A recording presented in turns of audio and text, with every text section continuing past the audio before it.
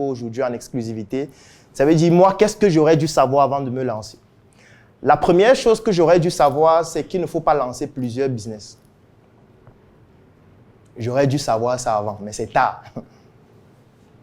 Lancer plusieurs business, que ce soit à la fois, que ce soit de manière consécutive, c'est une grosse erreur.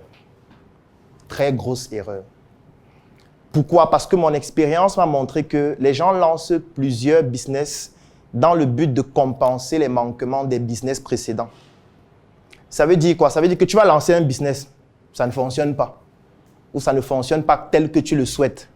Et tu vas lancer un deuxième business parce que tu estimes que, ou tu te dis que ça va permettre de résoudre les problèmes du premier business qui ne fonctionnait pas bien. Peut-être le premier business ne rapportait pas assez d'argent. Tu te dis que le second va rapporter plus. Peut-être le premier business, tu n'arrivais pas à trouver un bon segment de marché qui fonctionne. Et tu te dis que dans le deuxième business, tu vas pouvoir trouver le segment en question. Et parfois, tu as envie de le faire parce que tu veux te montrer à toi-même que tu as une certaine valeur aussi vis-à-vis des autres. Parce que tu te dis, si je me présente en disant que j'ai 4 business, c'est plus valorisant. Je vais dire que bon, je suis le CEO de 4 entreprises. L'un fait dans l'immobilier, l'autre fait dans la cosmétique, l'autre fait dans la logistique. Tu as l'impression que tu es en train d'impressionner les gens, mais j'ai dit, personne ne va lire l'heure à ta place. Chacun lit son heure. Parce qu'il n'y a pas quelque chose de plus difficile actuellement dans l'univers entrepreneurial que la gestion des ressources humaines. C'est la chose la plus difficile qui existe. Il n'y a pas une autre chose plus difficile que ça.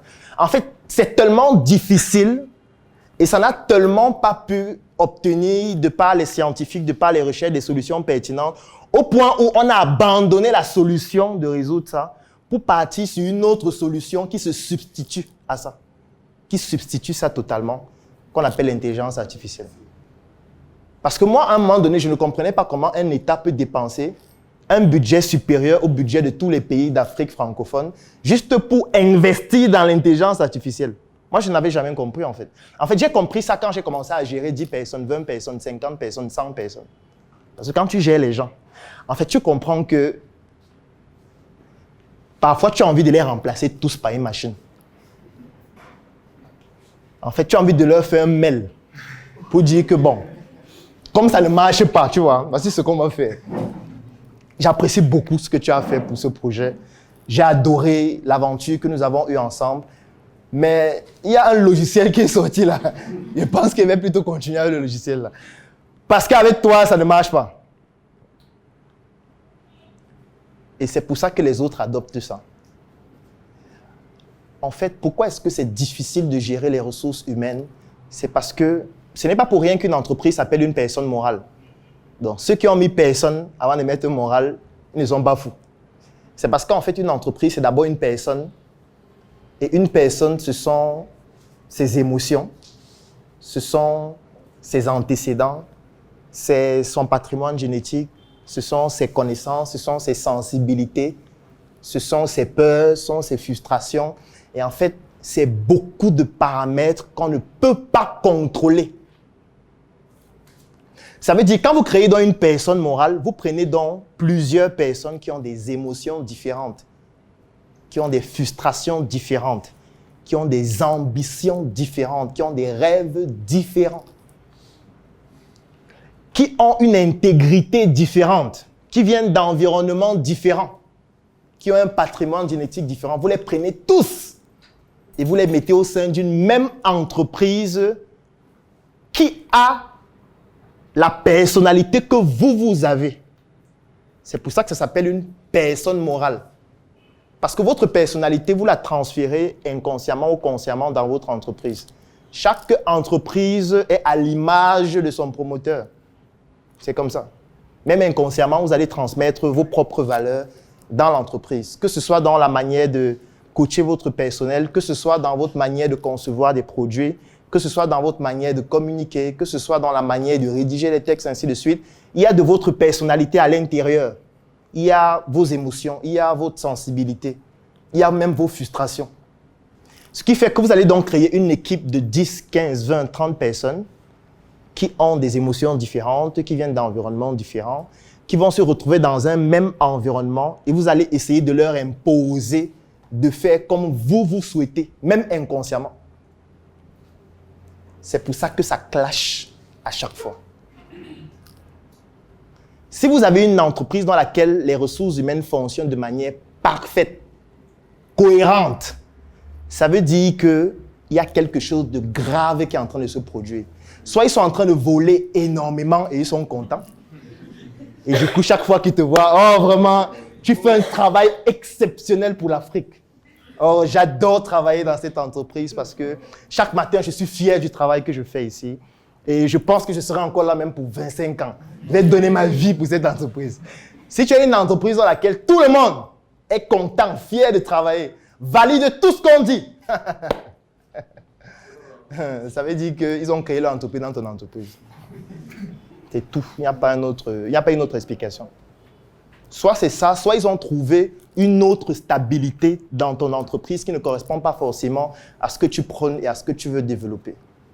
Parce qu'en réalité, c'est un matching impossible que de vouloir imposer ses émotions, sa sensibilité, ses frustrations à un ensemble de personnes qui ont des émotions, des sensibilités, des rêves différents.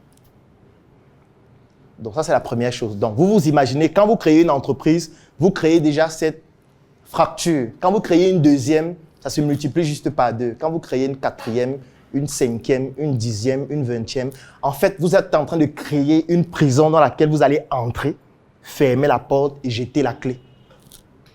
C'est ce que vous êtes en train de créer en développant plusieurs business. Quand je dis une prison, ça veut dire quoi? Ça veut dire déjà qu'en termes d'énergie, ça va vous prendre beaucoup d'énergie. Et si ça vous prend beaucoup d'énergie, ça veut dire que vous êtes en train de vous suicider émotionnellement. Vous êtes en train de vous suicider en termes de don de soi. Et au fur et à mesure, vous n'allez pas tenir, que ce soit physiquement, que ce soit spirituellement, que ce soit psychologiquement, vous n'allez pas pouvoir tenir. Et j'aime toujours dire ça, dans une entreprise, les salariés, les collaborateurs et toutes les personnes qui gravitent autour sont toujours gagnantes. C'est vous le perdant. Qu'importe le cas de figure. Quand vous créez une entreprise, si elle fait faillite, celui que tu as recruté, il dépose souvent son dossier dans une autre entreprise. C'est tout. Donc, il n'a pas assez... Parfois, il a même déposé avant que ça ne fasse faillite. Parfois, il fait des entretiens pendant qu'il travaille avec toi. Ça veut dire que parfois, quand il vient en retard, là, c'est qu'il était à un entretien. Ou ce qu'on a proposé n'était pas très intéressant. C'est pour ça qu'il est venu le matin. Il te dit que non, il y avait les embouteillages, machin et tout, mais bon, ça va, je m'excuse. Mais en fait, en journée là, on lui a dit qu'on va lui envoyer un mail. Donc, il est attentif, il attend le mail. Quand il reçoit le mail, on dit non, ce n'est pas validé. Il supprime le mail, il dit oh, c'est pas possible. Je vais encore tenter ailleurs. Et toi, tu te dis que voilà une ressource sur laquelle je compte vraiment. Avec elle, on va construire des choses extraordinaires. Tu lui confies des travaux, mais ces travaux-là, en fait, c'est comme des branches de son tronc qui est ailleurs.